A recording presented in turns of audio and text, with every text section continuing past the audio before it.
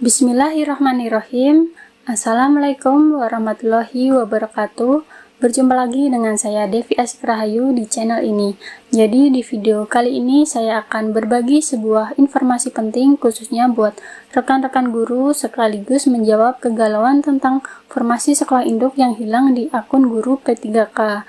Video ini adalah rangkuman dari live Zoom Kemendikbudristek mengenai prioritas pelamar P3K yang terpilih untuk mengisi dan mengunci formasi.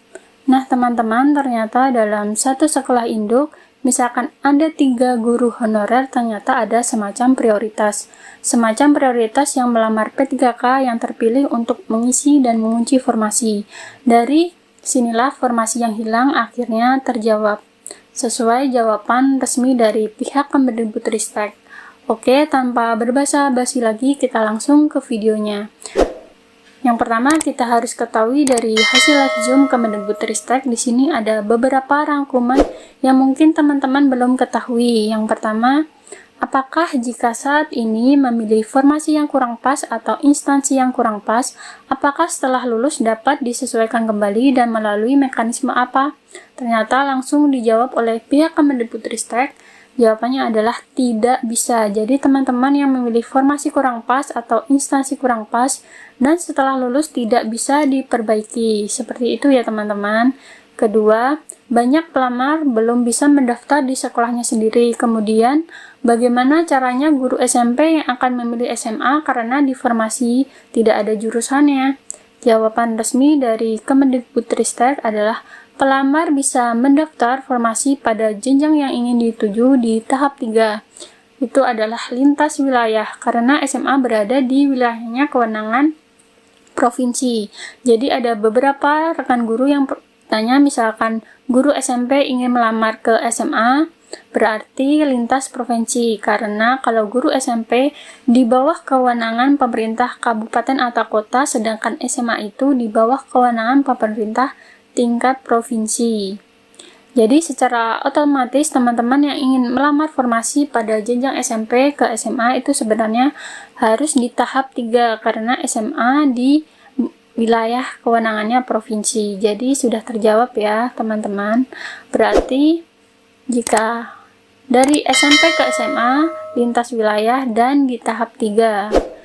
Kemudian mohon nomor kontak person untuk Dukcapil bagi NIK yang bermasalah karena banyak yang bermasalah dengan NIK. Berapa lama proses update data? Nah, di sini ada jawaban. Call center Dukcapil melalui hotline 1500537 atau bisa juga lewat WhatsApp atau SMS 0811800537 atau bisa juga emailnya. Seperti itu ya teman-teman, sudah lengkap jika ingin bertanya mengenai NIK. Kemudian, apakah bisa memilih formasi lintas jenjang, misalkan bahasa Inggris di SMA dan tidak ada formasinya di sekolah tersebut, apakah bisa mendaftar di SMP? Nah teman-teman, SMA kan kewenangannya pemerintah provinsi, sedangkan SMP kewenangannya pemerintah kabupaten atau kota. Jawaban resmi di sini adalah pelamar dapat memilih sekolah lintas jenjang, tetapi karena lintas jenjang berarti lintas instansi dari kabupaten atau kota ke provinsi, maka baru dapat dilakukan pada seleksi tahap 3. Nah, jadi bagi teman-teman yang pernah bertanya, jawaban yang paling tepat maka bisa dilakukan di seleksi tahap 3 dengan catatan ya teman-teman bahwa formasi belum terisi dan sesuai dengan linearitas sertifikat pendidik atau kualifikasi pendidikan. Jadi intinya begini ya teman-teman, guru SMP mau melamar formasi ke SMA atau guru SMA mau melamar ke formasi guru SD, berarti itu lintas instansi, lintas Pemda yang bisa dilakukan hanya di tahap 3. Sekali lagi, hanya bisa dilakukan di tahap 3. Nah, meskipun dilakukan di tahap 3, ingat ya teman-teman, kita tetap harus menyelesaikan juga. Disesuaikan dengan linearitas dan kualifikasi pendidikan serta sertifikat pendidikan yang kita miliki. Lanjut ya teman-teman. Ada beberapa pertanyaan penting. Apakah bisa memilih formasi lintas jenjang? Tadi sudah terjawab ya teman-teman. Lanjut ke bawah. Unit kerja terdapat di provinsi. Nah, di sini teman-teman unit kerjanya terdapat di provinsi, tetapi ketika GTT di unit kerja tersebut akan mendaftar tidak muncul formasi di unit kerjanya. Nah, bagaimana solusinya? Ini berkaitan dengan formasi hilang. Di sini unit kerja tempat formasi berarti sekolah induk. Tetapi ketika GTT di unit kerja tersebut akan mendaftar tidak muncul pilihan formasi di unit kerjanya. Ini penting ya teman-teman, bagaimana solusinya? Jawaban resmi dari Kemendikbudristek adalah guru tersebut tidak terkunci di sekolah induk, maka silahkan mendaftar di sekolah lain yang masih tersedia formasinya. Seperti itu teman-teman ya, saya ulangi. Jadi bagi teman-teman yang tidak terkunci di sekolah induknya, maka secara otomatis akan diarahkan ke sistem untuk mendaftar di sekolah lain yang masih tersedia formasinya. Nah, info lebih lanjut, silahkan membuka portal informasi P3K tahun 2021. Jawabannya itu ada di guru P3K kemendikbud.co.id. Jadi langsung ada jawabannya bagi rekan-rekan yang bertanya, kenapa sih formasi sekolah induk saya tidak terkunci sedangkan teman saya terkunci? Ya, seperti itulah. Jika misalkan sekolah induk teman-teman itu tidak terkunci, berarti teman-teman itu diperbolehkan untuk melamar di sekolah lain. Berarti tidak terkunci oleh sistem. Jadi di sini saya tandai ya teman-teman, saya lingkari warna hijau agar teman-teman bisa tahu bahwa inilah yang paling penting atau inti dari video kita kali ini. Kemudian berikutnya adalah terkait perbaikan NIK di Dapodik untuk sekarang. Nah, jawabannya kita bisa langsung perbaikan di Verval PTK sekolah masing-masing.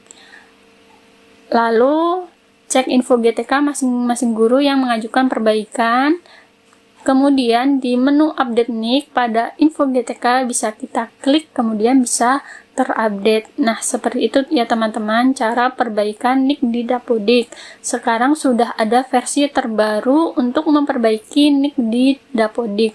Pertama-tama itu teman-teman bisa perbaikan di Verval. Caranya teman-teman guru itu login di info GTK masing-masing guru yang mengajukan perbaikan, kemudian di menu NIK pada info GTK kita bisa klik, kemudian bisa terupdate.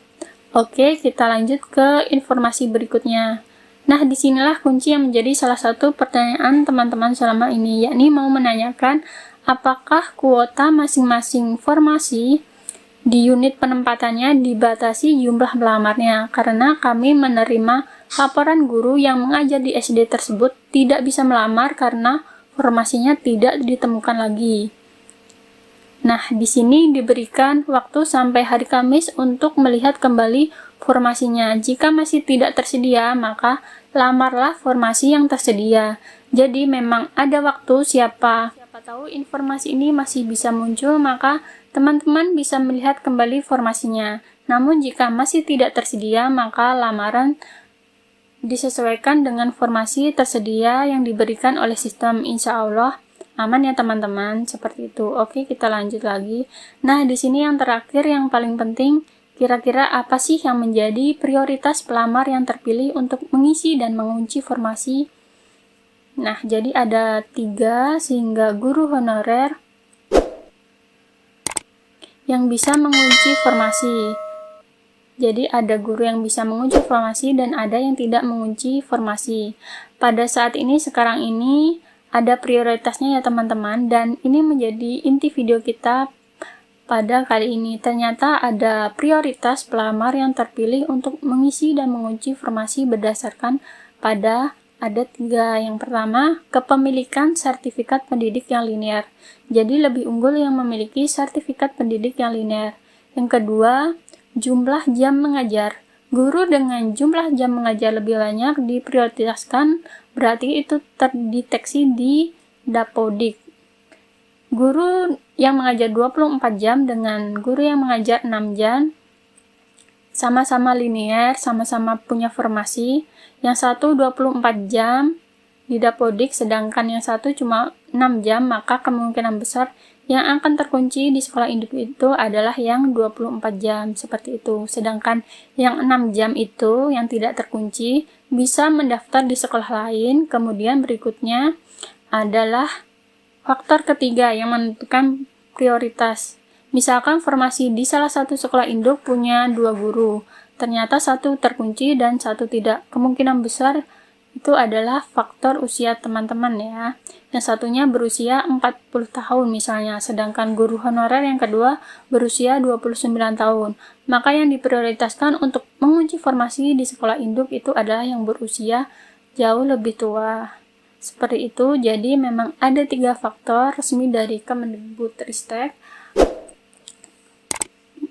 bahwa prioritas yang melamar terpilih untuk menguji formasi itu didasarkan pada kepemilikan sertifikat pendidik yang linear, kemudian yang kedua jumlah jam mengajar lebih banyak, yang ketiga adalah usianya juga lebih banyak. Jadi itulah adalah informasi resmi dari Kemendikbudristek yang ada di dalam buku petunjuk teknis pendaftaran guru P3K tahun 2021 di halaman 19 paling bawah kalau tidak salah ya. Oke teman-teman, mungkin cukup sampai di sini video kesimpulan Zoom meeting dari Kemendikbudristek. Semoga video ini bermanfaat dan jika seandainya bermanfaat silahkan teman-teman bagikan ke teman-teman yang lain yang membutuhkan. Jangan lupa like dan subscribe. Assalamualaikum warahmatullahi wabarakatuh.